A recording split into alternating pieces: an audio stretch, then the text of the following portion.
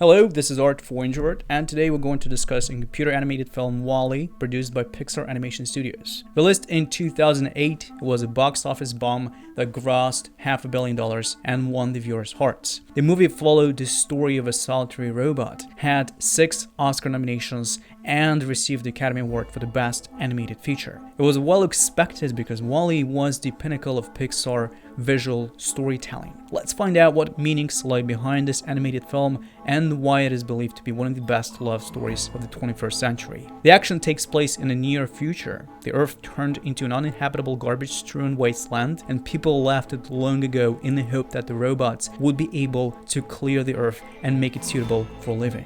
The protagonist is the waste-collecting robot WALL-E, the last functioning robot on the planet. His task is to pick up the garbage and store it in the shape of blocks. 700 years of non-stop work changed WALL-E. He developed unique habits and personality. He collects the most interesting artifacts of the past era in his house. He watches an old musical, learns to dance, and tries to find out what it means to hold hands. However, his stable life is gone forever when out of a dusty gray sky comes Eve, a scout robot sent to discover whether there is life on Earth or not. He falls in love at first sight and expresses his feelings in awkward but touching ways. WALL-E goes after Eve into space on a Starliner Axiom, the last cradle of mankind. Life on Axiom represents a set of strict rules, but WALL-E wants to get his loved one back so bad that his neglect of the onboard laws makes other members of the Starliner violate their duties. WALL-E sets an example that identity can be sometimes at odds with instructions, and this provokes another waste-collecting robot to leave the mandatory line of movement to clean after WALL-E. John and Mary, the residents of Axiom, turn their heads away from the screens to see the world with their own eyes.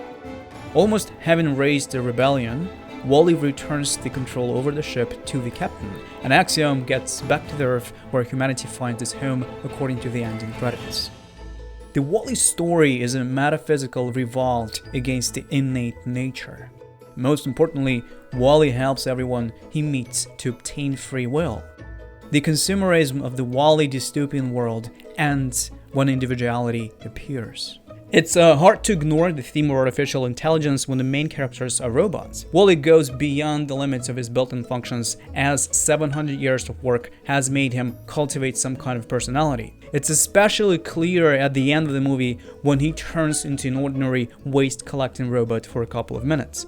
But how did he become self-aware?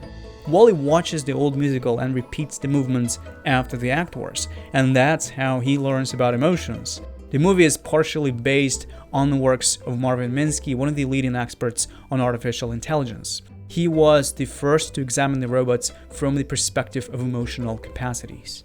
His 2006 book, The Emotion Machine, laid out the crucial concept: people are not the only creatures able to have feelings. Minsky was sure that emotions and feelings could be split into smaller components robots could reproduce. And WALL-E is the embodiment of his ideas. Initially, the robot emulates falling in love, but then he actually experiences it. And Minsky said that love is a software anomaly that leads to the failure of the analytical system, and that's exactly what happens to WALL-E and then to Eve.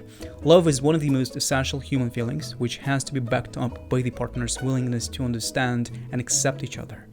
You can learn more about the psychological foundations of relationships in our course, Love, Marriage, Family. The link to the course is in the bio. Let's have a closer look at the world of the protagonists. WALL-E's world is a dystopia, yet isn't that simple. The movie takes place in 2 completely different locations: the Earth buried by garbage and sterile Axiom. The name of the Starliner is symbolic. An axiom is a statement held to be true without a proof. Just like the rules of the spaceship aren't questioned, its world functions according to the program that prescribes every step you make. The axiom residents have to move along the clearly defined lines, and accidentally, WALL-E ignites a robot revolt against the omnipresent control as other robots see him remain true to himself in the world where humans are supplied with endless pleasures. The world of Axiom is devoid of any individuality. Everyone wears the same, moves alike, and enjoys similar things. For this world, WALL-E is an outcast or foreign contaminant that must be eliminated. However, the attempts to catch him led to the collapse of the entire system, but instead of crumbling, the system developed self-awareness. The first to break the rules is Nemo, microbe obliterator, who leaves his line to clean up after Wally. Then John and Mary, people, leave their comfortable seats and screens to follow the robot. It's interesting that they turn out to be nice and kind and not irritated by the fact that they were distracted from their virtual reality, and Wally becomes the trigger that awakens mankind. It is him that makes people realize that their utopian world of pleasure has turned into a dystopian society of overpowering control. I don't want to survive, I want to live, shouts Captain McCrea to the autopilot, which is programmed to steer clear of the Earth. In this story, the captain is a hero. He rescues the ship from the evil autopilot and quite takes the situation into his own hands. We can regard this movie as a terrifying warning, with the skyscrapers of garbage piling on the Earth and humanity sent to wander in space, but why are we so sure that people do not enjoy this upside-down order? Of course, the Wall-E story echoes Huxley's Brave New World when it shows that total control over humanity can be carried out more successfully via pleasure than violence. The question that Huxley raised in his work is relevant for Wall-E.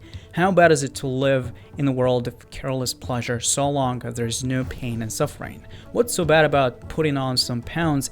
Huxley himself realized the weak point of his book. The dystopia he created was way too appealing. Come to think about it, the world of Wall-E that many call the terrifying future of totalitarian capitalism is not all that bad. As for the Starliner, it bears a striking resemblance to Eden, the place where the forever blissful humanity lives.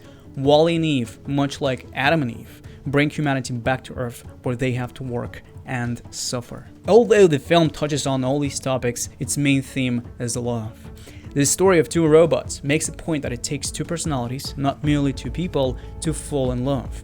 It doesn't matter if they are Homo sapiens or robots. Personality is not something given to us by nature, but something we become. Thus, Wall-E was able to develop his own personality, helped Eve do the same, and saved humanity.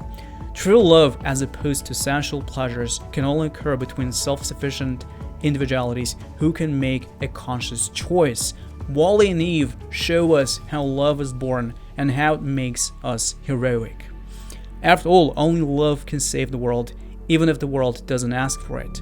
Love is a software failure, but it was love that let humans rediscover themselves and come back home.